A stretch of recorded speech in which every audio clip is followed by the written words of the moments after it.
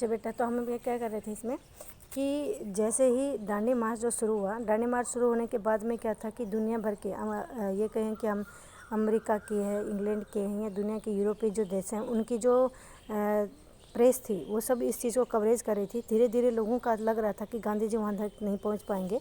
बहुत सारी जो अमेरिकन जो प्रेस थी वो तो गांधी जी के ऊपर मतलब तरह तरह के कमेंट भी कर रही थी। उन लोगों को लग रहा था कि कुछ 2-1 दिन चलेंगे, उसके बाद में ये थकारा दुबला पतला सा जो व्यक्ति है ये गिर जाएगा और उसके बाद में ये सब खत्म हो जाएगा, इनकी नमक यात्रा जो खत्म बीच में रुक जाएगी।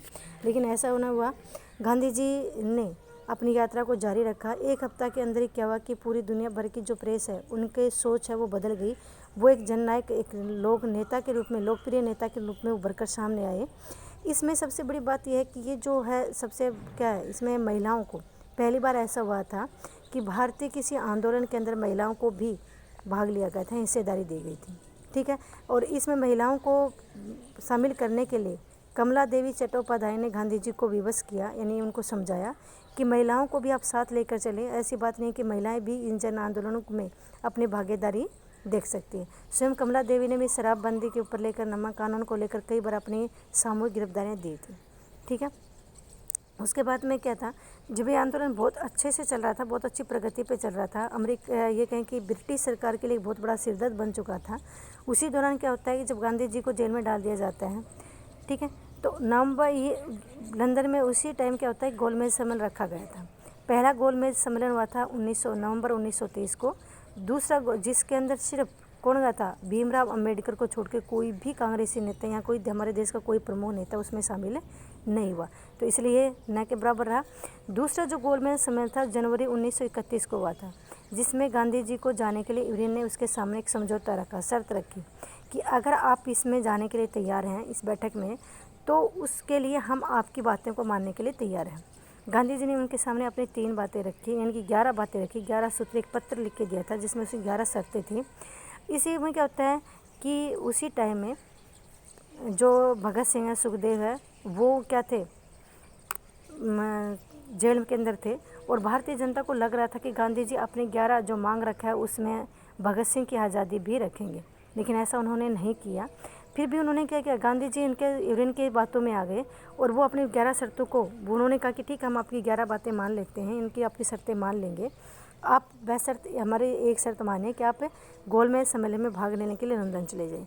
ये सिर्फ अंग्रेज़ों की चाल थी कि अच्छा खासा भारत में नमक सत्याग्रह चल रहा था, जनता पूरे जोश में थी, लेकिन उसी तरह अंग्रेज़ों ने क्या किया कि गांधी जी को भारत से बाहर किसी बहाने से, इसी गोलमेज सम्मेलन के बहाने से उनको लंदन भेज दिया। गांधी जी के लंदन जाने के बाद में क्या, गोलमेज सम्मेलन जो था, कुछ प्रमुख नेताओं को उन्होंने क्या किया, पकड़ कर उनको जेल में डाल दिया गया। बहुत ही दमनकारी नीति को अपनाया गया, लोगों को बुरी तरह से मारा पीटा गया, यहाँ तक कि उनको गोली चलाने के तक आदेश दे दी गई पुलिस को। और क्या था कि नमक सत्याग्रह जो बहुत अच्छा खासा चल रहा था एकदम से बंद हो गया। ठीक है, द्वितीय गोलमेज सम्मेलन में का आयोजन सन 1931 के आखिर में लंदन में किया गया। उसमें गांधी जी ने कांग्रेस का नेतृत्व कर रहे थे। गांधी जी का कहना था कि उनकी पार्टी समूचे भारत का प्रतिनिधित्व। देखो, इसमें दूसरे गोलमेज सम्मेलन का में भाग लेने के लिए गांधी जी लंदन गए, वहाँ जाकर उन्होंने अपनी बात रखी, लेकिन वहाँ पे क्या हुआ, गांधी जी की किसी भी बात को नहीं माना गया और नतीजन क्या हुआ कि दूसरा गोलमेज सम्मेलन भी बिना किसी नतीजे, बिना किसी परिणाम के स्थगित कर दिया गया। ठीक है, तीसरी चुनौती तेज तर्रार वकील, एक विचारक B.R. अम्बेडकर की थी, जिनका मत था कि गांधी जी तथा कांग्रेस पार्टी निम्न जातियों को प्रतिनिधित्व नहीं करती। इसी दौरान क्या होता है, इसे नमक सत्याग्रह के ख़त्म होने के साथ ही क्या हुआ कि भारत में भीमराव अम्बेडकर ने भी अपनी बात रखनी शुरू कर दी और उनका मानना था कि भारत में जो गरीब लोग हैं या अछूत लोग हैं, इन लोगों के साथ बुरा व्यवहार किया जाता है और गांधी जी क्या है कि इनको समर्थन नहीं दे रहे हैं। इसलिए वो अंग्रेज़ों के साथ मिलकर एक निर्वाचक, इनके पर जो निम्न समुदाय के लोग थे उनके लिए पृथक निर्वाचन प्रणाली के लिए दबाव डालने लगे। लंदन में आयोजित ये सम्मेलन किसी भी परिणाम पर नहीं पहुंचा, जो आपको मैंने बताया गोलमेज सम्मेलन। ठीक है, गांधी जी को खाली हाथ भारत वापस आना पड़ा। भारत वापस आने पर उन्हें सभी ने अवज्ञा आंदोलन आरंभ कर दिया। नए वर्ष आए, लॉर्ड विलिंगटन को गांधी जी से बिल्कुल हमदर्दी नहीं थी।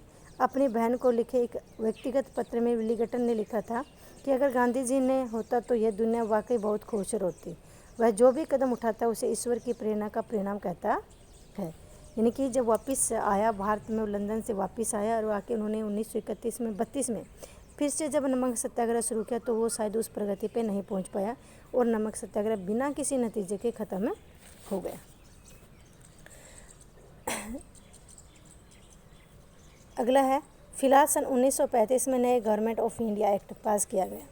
इसका प्रतिनिधित्व शासन व्यवस्था का आश्वासन व्यक्त किया गया।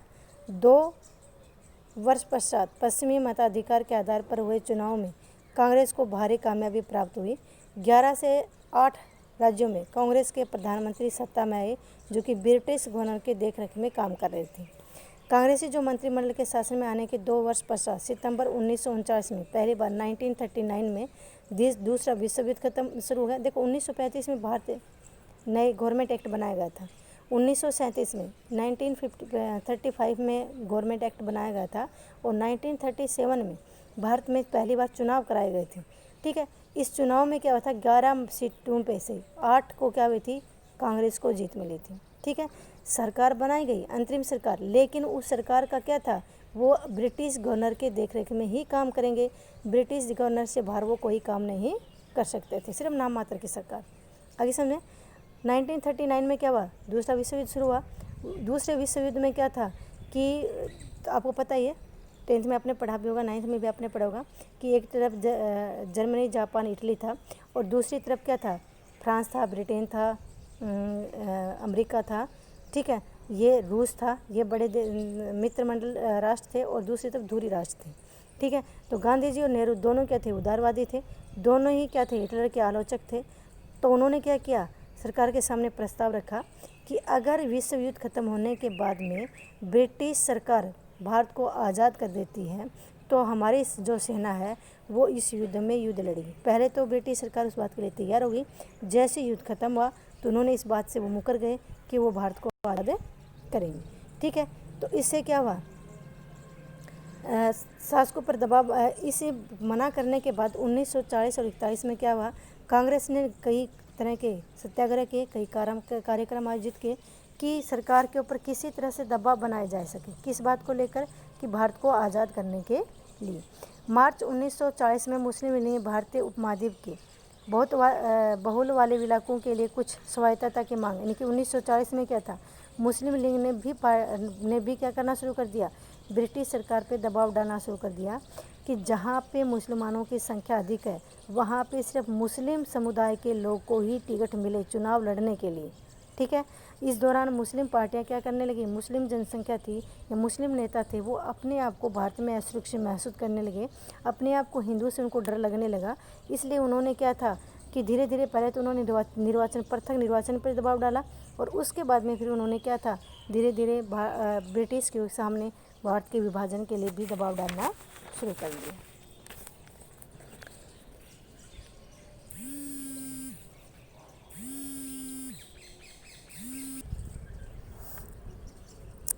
उनका कहना था कि उन्हें साम्राज्य का सर्वोच्च मंत्री इसलिए तैनात नहीं किया गया कि वह ब्रिटिश साम्राज्य के बिखेर कर रख दे। सन 1942 में वसंत चार्ले ने गांधी जी तथा कांग्रेस का साथ समझौता हल निकालने के लिए अपने एक मंत्री सर स्टैफोर्ड क्रिप्स को भारत भेजा। क्रिप्स के साथ बातचीत में कांग्रेस ने इस बात पर बल दिया कि यदि दूसरी शक्तियों से भारत की रक्षा हेतु ब्रिटिश शासन कांग्रेस का समर्थन हासिल करना चाहती है तो सर्वप्रथम वायसराय को अपनी कार्यकारी परिषद में किसी भारतीय एक रक्षा सदस्य के रूप में नियुक्त करना चाहिए। इसी बात पर वार्ता टूट गई। देखो ये जो था कि इस टाइम में क्या था, जिन्ना अपने आप को असुरक्षित महसूस किया था, मुस्लिम लीग का नेता था, नेहरू ब्रिटिश जो कांग्रेस का अध्यक्ष बना हुआ था और दोनों ही पार्टियों के बीच में क्या थी, तनातनी खिंची हुई थी। जबकि जिन्ना को लग रहा था कि उसे कांग्रेस उसे साथ लेकर नहीं चल रही है, इसलिए वो अपने आप को असुरक्षित महसूस कर रहा था और वो बार बार सरकार के ऊपर दबाव डाल रहा था कि मुस्लिम लीग के लिए अलग पृथक चुनाव प्रणाली को बनाया जाए। समझ में आया बेटा आपको? अगला हम जो टॉपिक हमारा बाहर छोड़ो वो हम अगले वीडियो में करेंगे। इतना आपको समझ में आ गया?